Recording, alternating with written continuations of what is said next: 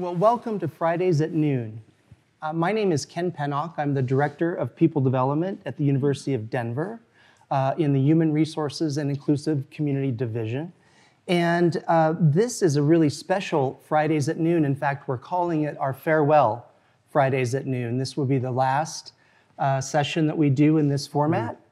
And then we also have a very, another way that this becomes special is we're going to be talking with my friend and colleague, Geese, who is our manager of people development, and really exciting about his latest book.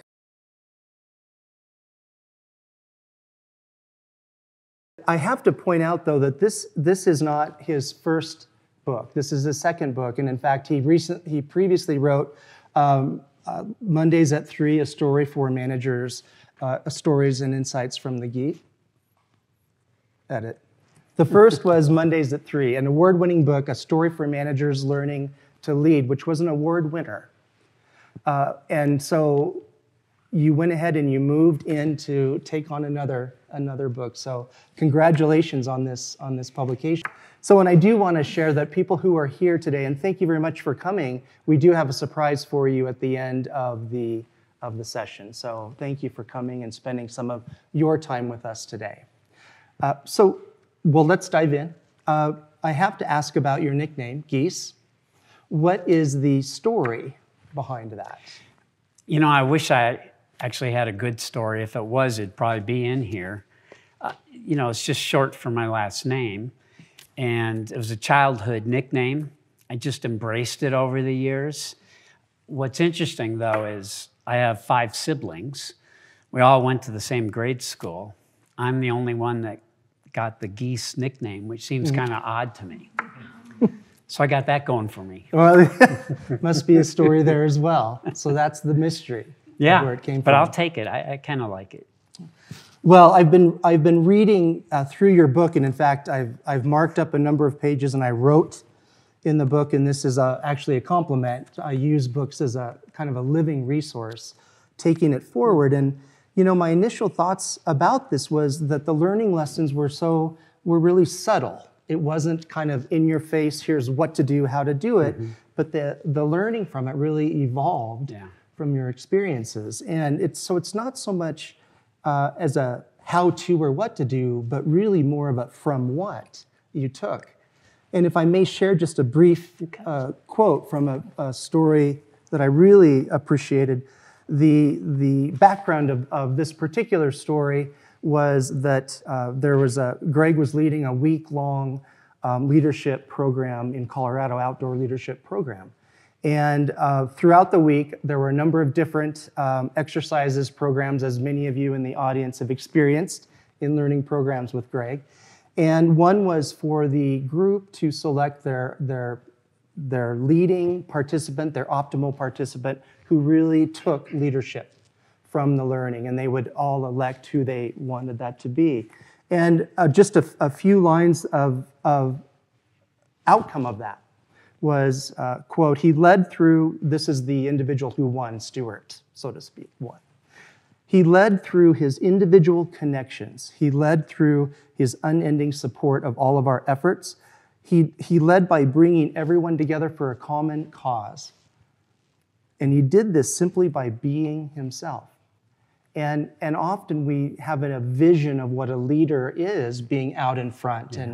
But leadership presents itself in so many ways. And this particular story was a great example of how kind of the from what the learnings come. I have to also share that a number of these were rather moving. And I even know of some of them, but I didn't know about all of them. These get actually quite personal. Yeah. What made you want to write a book that's really revealing about you? You know, part of it is that's just who I am. You know, that's how I prefer to interact with people. And then I kind of translated that into my writing style. So it's, you know, I'm doing what I'm most comfortable with. But the other thing, and I don't know if everybody would know this, but when I was thinking about writing this a year ago, it was going to be more of a legacy book. You know, I thought you know, I don't have any kids. I'm divorced. I wanted, I was in that state of mind where I wanted to leave something behind. And I didn't know how I would do it. And then I thought, why don't I write a book and put my favorite stories in there? And so originally, that's kind of what the purpose was. And so I particularly wanted to write it in a way where people who read it really got a sense of who I am or who I was. Okay. Well, that kind of leads me into the title, which is not something you might expect from a leadership or just a personal story book. Where did that come from? You know, part of it was probably to mess with people. And I say that because most people that know me know that. When working with you, as many have, is that that's a real passion about you for people to be authentic, to know themselves and be themselves. And actually, in a number of the stories, you really share and present about them, really. And you were part of their story that you took from it. And so do you have a process for writing a book? I mean, do you do the 1 hour a day, the 1 full day a week, lots of coffee and such? Yes. I'll tell you the best part of writing a book, if you come down to it, and any author that doesn't admit this is lying, it's when you actually get the first copy in the mail. Because this is what you visualize the whole time. And what I visualized, something like this, and then they give you an author's copy where you get one final shot to make an edit or two. Of course, everything costs money, but before it actually goes in. So that's by far the best part of the book. The other part is, being able to put a story into words and then share it with other people, which is if you think about it, it's kind of a vulnerable process because they're reading about you and you're writing. Right. So my process a lot of times is if I get stuck writing, I go to Starbucks. For this first book, I was in Starbucks for almost every chapter because I get caught up in my own head, start over critiquing what I'm writing, and then that's some people call it writer's block. So then I put it all in the backpack. I go to Starbucks, get a big coffee, get a table, and with all the commotion, it makes it easier for me to kind of separate myself from my own story, and then all of a sudden the words just start popping out. And it worked for both books. So that's kind of the process. So you had a process, your process, and also what I'm hearing is the tangibility. We're so used to the online and the, reading via our phones, but to have something real tangible where people hold on to, like I was writing it, turning the pages, marking it, and so to keep. Yeah, right. The flip side, then what would be the most difficult part, or what is the most difficult part? It's the writing itself. And it's hard to write and not critique what you just wrote and then write again and critique, especially for me, I have to get rid of that critic in my head and get into a flow. And what I discovered early on was that it's easier to write a story than to write like an article or a book that's just factual because you don't feel a lot with that. But with the story, especially something you've experienced or that I've experienced, all of a sudden it just kind of gets fun to write. And then more and more comes out. And that's what I would call the flow. And it's just a matter of trying to find what that looks like and to really get rid of the inner critic at that point of the process. Otherwise, I'd never get anything accomplished. That's similar. You do a lot of work with public speaking and Toastmasters here at DU, and that's what, when we talk about public speaking, the memorizing is often don't memorize because you want to flow with what the message you want to share, or you begin critiquing every single thing. So it's a similar, for you, it sounds like a real similar aspect. And I'll tell you the other part that, if anybody ever wants to write something you need to be prepared for, which is the first time you get your rough copy back from the editor. I mean, you know, I worked with Barbara Brooks, who some people know here. Flamingo Strategies is her company, and she preferred to edit the manuscript versus electronic. Oh.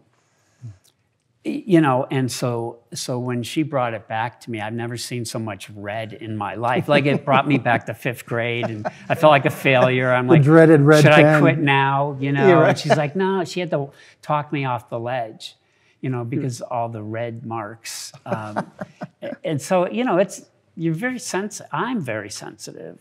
At first, when you write something, someone else is looking at it. So, you know, you just I develop a comfort zone after a while with those kind of things. But even writing this experience, writing the book, you're actually continuing your story about what built this book.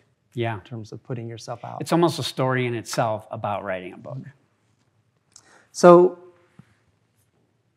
the stories I mentioned briefly, I quoted a little bit from one about, I think it was called The Getting Schooled by Students, I believe was roughly the title. And often when we're, you know, when you're presenting or speaking or leading, we learn more from who we're leading than they may even at times get from us, which can be a tough, humbling pill to swallow. But as an example of that, all these stories really have insights or lessons that you learned and took from that. Why was that? What drove that? Why was that important? Yeah. You know, my whole career, what I learned early on, probably through Toastmasters many, many years ago, was that using a story to teach is probably one of the most powerful ways to teach something. And I think it also lends immediate credibility if you can incorporate stories, because it shows wisdom, experience, and those things. So I've loved doing that. And I think that's why I started to remember a lot of stories, because I started utilizing that way. So I teach best through stories. So it was very natural to add that piece. But I'll also say is the lessons learned, and not every chapter has lessons learned, but the lessons are as powerful as the story itself. And in some cases, they wouldn't exist without the story, right? So I could not separate the two out. Yeah. Well, I had to ask this. Was there a particular story that was notably difficult for you to write and to share? Yeah, there was. In fact, it's the 3 stories that I kept procrastinating. You know, I knew I wanted to write them, and I couldn't do it. And so they ended up being the last 3 stories I wrote. Now, they're mixed in. They're not the last 3 stories in the book. But the first one was, this is going to be hard for all 3 of them probably, but was my parents passing. When it happened, they were 2 years apart from each other, and I won't get into the story, but I started just writing about my experience when my father first started to go, you know, in that last 8 hours. And then 2 years later, my mother, almost like a repeat situation, and so I started writing again about what I was experiencing. And so the story about my parents is, I just took both of those and combined them into it. That was one. Probably one maybe even harder than that was my dog Bailey, who not only was my best friend in life, but he was here all the time with me. Like, our staff adopted him. So I took him everywhere I went. And the story's about when he got attacked by 2 large dogs and almost died. And as some of people here know what that was like for me, it was touch and go for about a week. So that was hard. And then, but he survived, you know, and he made it through, which, so then, you know, fast forward 1.5 years later, I'm writing the Bailey story, and that's when he passes. So it's like a double whammy during that story. And then the last one, it's not so much a sad story, but this one is by far the last. My editor even said, I don't know if you want to include that story in your book. because it was a story about when I got fired. And it's humiliating. And I made mistakes, and it was, traumatic for me to be let go. Actually, I was asked to resign, is what it was. But you know what? I thought it was a significant story, especially how it happened. And I didn't want to hide anything. And I learned so much from it, and it's got a surprise ending. So I couldn't do it without it, but, writing about a failure is kind of difficult, and I'm putting it all out there and how it happened. And so, yeah, that was very tough. With the Bailey story, that's something that, and some of us here from our unit, what was out of that experience, the whole division rallied around Bailey and you. Yeah. And it was a pretty amazing experience to see. Our unit, we're often disparate and everywhere, but Bailey and you kind of brought everyone in together around that. So yeah, Bailey used to love, like I'd bring him in my office, but he would immediately go out of my office and just lay in the hallway. And as everybody would go by, they'd pet him. He knew how to play, the audience, but that was his favorite place to be, was in the hallway every day. Yeah. On what about your favorite story? Do you have a favorite? I have a favorite, but I'm interested in what your favorite. Well, it probably depends on what day you ask me. And I say that because, some are funny, some are sad, some are emotional, some are inspirational, and it's almost like whatever story kind of pops up for what I need. In my Leading from Within program, I use 4 stories every time in there, so I tell them more often. Like the very first one, Conflict on the Mountain, it's one of my favorite stories to tell, but it's not necessarily a favorite story. What I did notice, though, after I wrote the book and then looked at it after I got it, after a month or so had passed, and I felt like it was someone else's book, that there was a theme through the book. A lot of the stories are about overcoming adversity, overcoming fear, overcoming self-doubt, overcoming something. And in each one, there's a relationship or relationships that made a difference, that helped me work through or get through something. So I thought that in itself was pretty significant. So I probably don't have a favorite story. Well, let's do some teasers here. There's many, many stories in this book, but I'm going to read a few titles, and you just tell us just a bit about what the story's about. You don't have to recite the story. All right. But yeah, what's it about? Let's see. Let's start with Bless Me, Father. I got invited to a Halloween party by a friend. I'd never been at her house before. I'd never met her friends before. It was in Highlands Ranch, so I knew what street it was on, so I didn't even write the address down, because, I figured I'd be able to tell what house was having the party. And wouldn't you know, there's 2 houses, 2 parties. And I went into the wrong house, and I didn't know it for a whole hour because everybody was in costumes.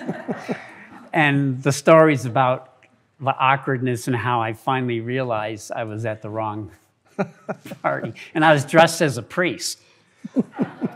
So everybody kept coming up to me, and like I was a counselor or something. It was weird. Well, that's an interesting one. Now, what about introducing President Carter? Yeah, that's, to this day, will be probably my whole life will be the biggest speech I ever gave. When I lived in California, I had such a fear of public speaking that I couldn't stand in front of people without shaking and sweating, and it was awful. And so I just for the first time discovered Toastmasters. I'm working at the University of Redlands, and they had a chapter on campus. I was also director of student activities, so I was advising the student groups, and the student government paid a lot of money to have President Carter come speak as our first speaker. And because I did all the work to get him, they were honoring me by having me introduce him, which was the scariest thing anybody could have asked at that point in time. And the story is about, and I happen to be in this Toastmaster club, how that club helped me in 3 weeks turn around this, just imagining on stage. It was about 1,500 people. All the dignitaries in Southern California were, it was like, it just scared me to no end. And so the story's about how I dealt with that, overcame it, and delivered the speech, which I might add is on YouTube. The beginning of it is on YouTube. And it was a long time ago. I have long hair. I had hair, actually. Let's just say that. I just had hair. It's pretty funny, though. This one actually got to me. I hadn't read, or I wasn't aware of this one. My Day at the Funeral Home. Yeah. I had my own company, consulting firm, for 16 years. I like to have close relationships with the companies I work with, so I know what they do.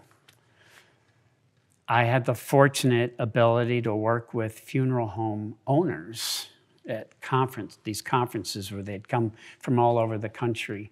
And I'll tell you, they are the most amazing people I've ever met in my life. In fact, anybody that works at a funeral home, they don't work there for a job. They work there for a calling. It's like this higher purpose. These are amazing people who they can cry, they can get spiritual, they can be crude in their jokes. I mean, like they can hit every emotion all in one setting. And so as I was working with them, I realized I don't know what they do. I mean, I have in my mind what they do, but I don't know what they do. So I asked John Horan, one of the top funeral, not homes in Colorado, but in the country. I said, it's like I asked, but I almost didn't want an answer. I said, do you think I could spend a day at your funeral home, and could you assign me all the different things that people do so I could observe and be a part of for a day so I know what goes on? And he thought it was the greatest idea in the world, and he went to town on me. And it might have only been 8 hours, but it felt like a week by the time those 8 hours were over. And so the story is about what happened and what my experience was like. Did you come away with a whole different perspective? Of life and death. And, those people would, how do you deal with all the death? They're like, actually, we deal with the families of the death. We deal with the people that are alive. I'm like, oh, yeah, I guess so. Let's see, one more from, what about my park bench? I have a memorial bench at Washington Park. And you're not supposed to have a memorial bench. Yeah, you're still here, right? We're not imagining this. And it's a whole series of things that happened that led to it. But what I'll say is I'm so grateful I did it, because it's a very sacred place for me. And for whatever it's worth, on memorial benches, what you see are, quotes or memorandum or memorial statements to somebody. And this won't surprise you. Mine is the only bench that has 2 questions. I want people to do the work while they're sitting at my bench. And so again, it's my bench, but it's not about me, because people don't think about me when they sit at the bench. They answer the questions, and then it's about them. So, yeah. Do you want to share a question, or? Well, it's a 2-part question. It's, what are you most passionate about in your life? And the second part is, and how would people know it? The action, because it doesn't matter what you're passionate about. It's like, what's the action? What is seeing? And in the story, some woman, I won't ruin it, but was in she was deathly ill, and she was in severe depression over that, and she could barely walk, and so she had to sit down, and ironically, it was on my bench. And when she saw the question, she thought... See, I told you. Their stories are pretty powerful as you go through them. Thank you for talking through some of that. And now, so every summer you do a solo retreat, and you're gone when we're looking for you. but in the Boulder area. But it's also one of your stories. Tell us Yeah. about that retreat. Well, a What's lot that of like for people you? ask me about it, and I'm like, well, I'll write an article or something. I want to give them something about what I do. But in a nutshell, it's 3 days, 2 nights, or sometimes longer, by myself. And before I go, I think about the things that are most pressing in my life, personally and professionally, and I turn it into an open-ended question. So I usually will show up with 10, 15 questions, half personal, half professional. And then the only objective during that time is just to journal, for me to journal, or on a computer, whatever, is without pressure. Think about the questions, go hike, come back, think about the questions, go out to dinner, come back for 3 days. And what happens is, because for me there's no pressure and I'm alone with myself, a whole new realm opens up in my brain, because part of the problem, I think, is that if we try and solve a problem when we only got 15 minutes or a half hour here or there, we tend to solve it on a superficial level. And so for me, but if you get to this place where you're totally relaxed, there's no pressure, that part of I can't explain it, but the brain goes away and a more deeper level kind of evolves. And I've had major breakthroughs at that retreat that I didn't even know would come, including one that landed me here at the university. You're right. When there is that 15-minute, 30-minute piece, we go back to our tape. What worked before, let's just do that. And the only thing you think about is what are the most recent thoughts you've had to solve it. Right. What I'm saying is there's a whole level below that. And rarely do we even take the time to get to it. And that's where the answers are, in my opinion. So flipping a question a little bit. So I don't know who knows that you were a cast member in the Renaissance Festival. So is it really like the Game of Thrones and all, or what's that experience like? I still can't believe I did it, because it's so not me. I'm so not. I can't do improv. I'm not a thespian. I can't act. And the story is kind of accidentally how I backed into it, and how it became the scariest thing I've ever done in my life. It's scarier than anything else I ever went through. And what's ironic about the story is, to be a cast member, and I think I got $200 for the whole summer. It's just a weekend gig, right?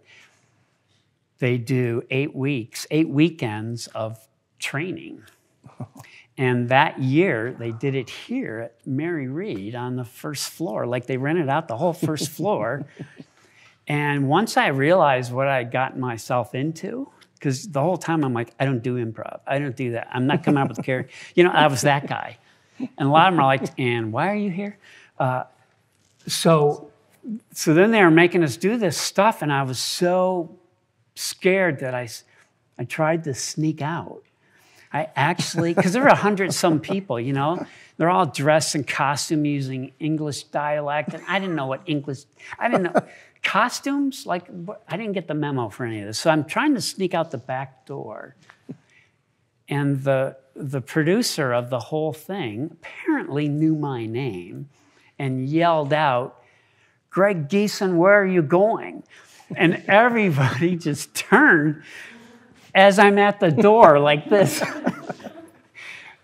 And so I just turned around and go, "Nowhere." And I walked back, and it was so humiliating, and yet it became such a significant piece, because I'd never been able to overcome something like that. And it was very powerful, and it was a great experience. Did you go back after that one summer? No, I just did the whole summer, but it was enough to really know I could do it. Yeah, that's all I needed.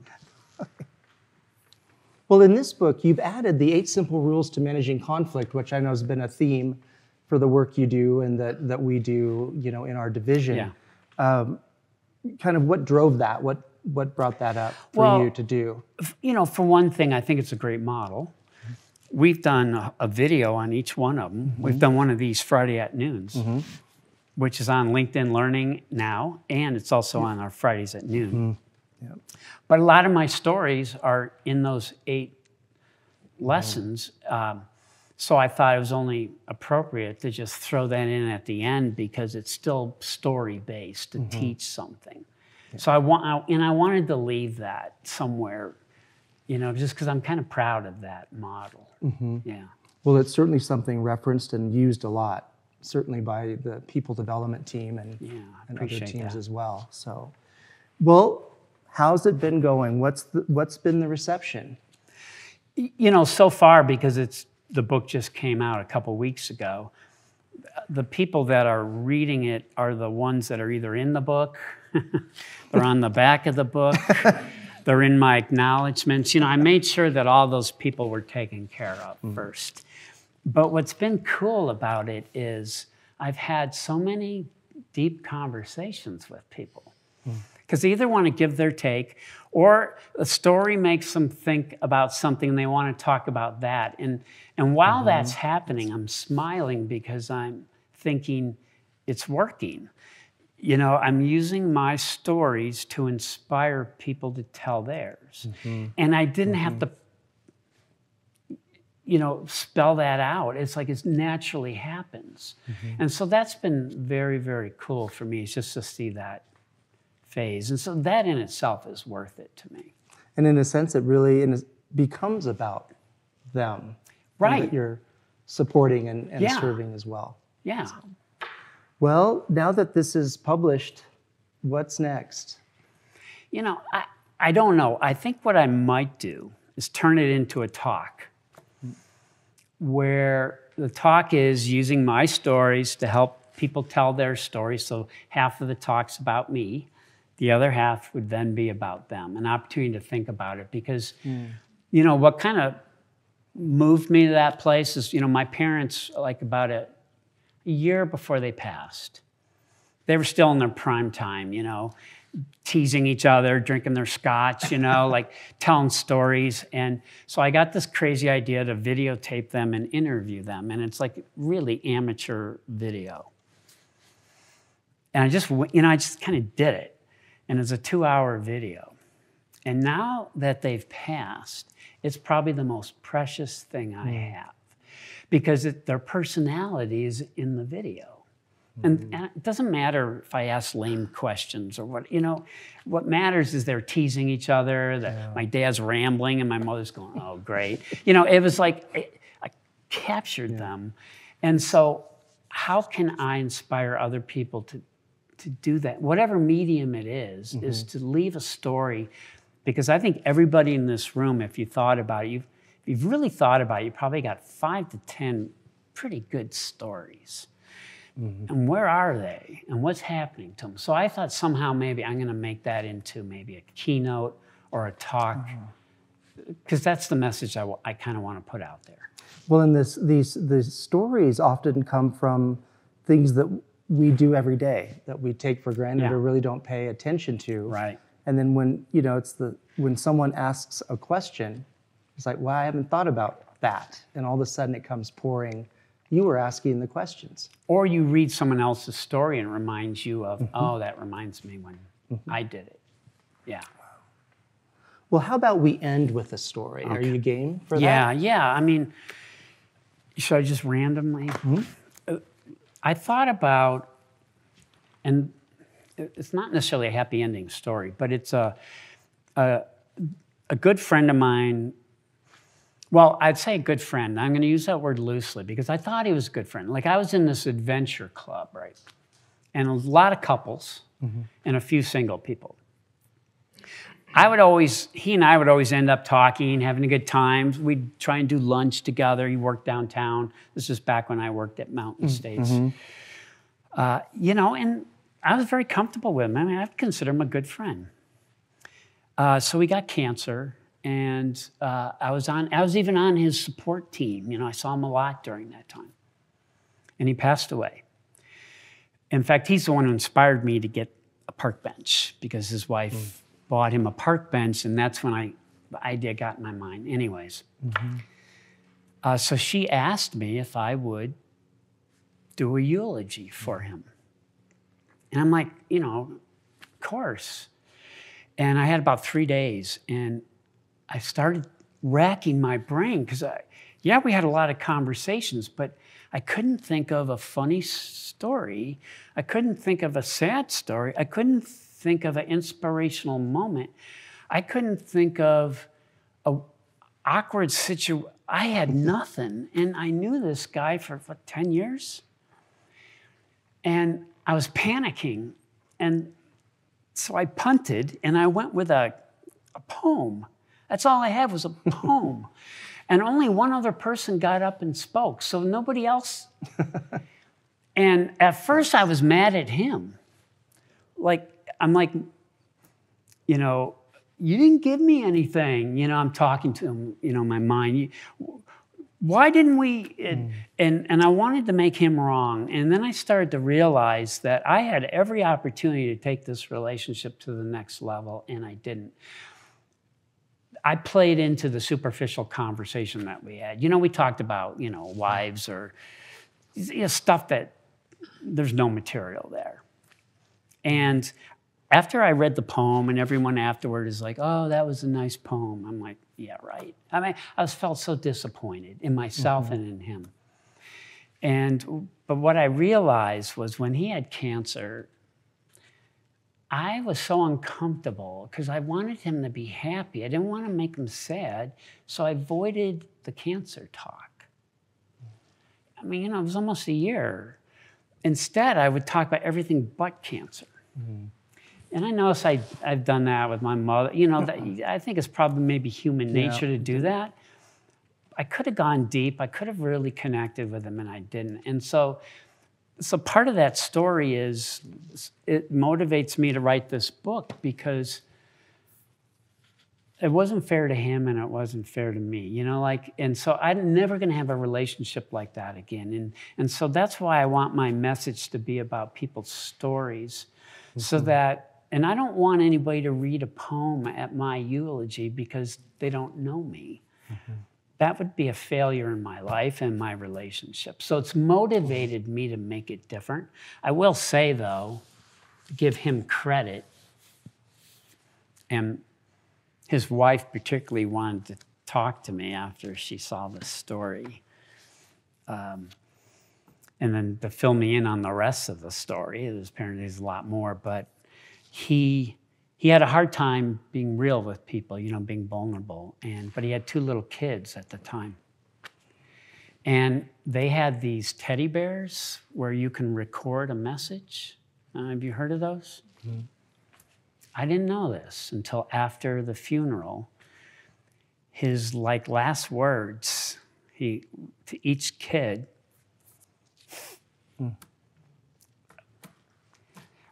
well, it was very emotional.